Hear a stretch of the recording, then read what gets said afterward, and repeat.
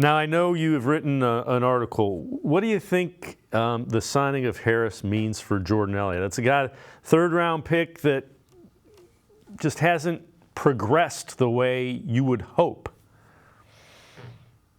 Yeah, and I think that last week was really telling for Elliott. None of the starters played except for Elliott. He was, listed on the depth chart as a starter, but yet they've had him out there in the Hall of Fame game when nobody else was. So that in itself showed that they weren't 100% sold on him. And then going up against a bunch of backups, he really didn't stand out. He didn't make any big plays. He wasn't getting much push in the run game. So I think that was really telling, and it kind of puts him on thin ice. That hey, I know you got some guarantees in your contract.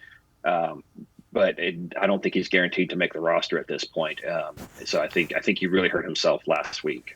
Yeah, it's kind of interesting because that was a guy Jim Schwartz thought was making progress, and you just, if you're going to play in that game against backups, you got to show up. And like you said, he didn't do anything terrible. He just didn't do anything to help himself.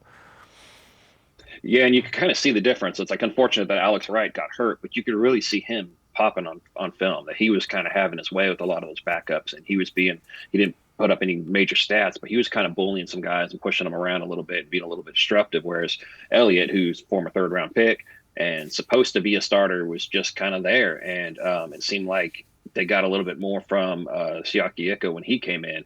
So it really wasn't a good game for Elliott. And I think they're still going to give him every opportunity to make this team. But, he's going to have to really make the most of every snap he gets from here on out.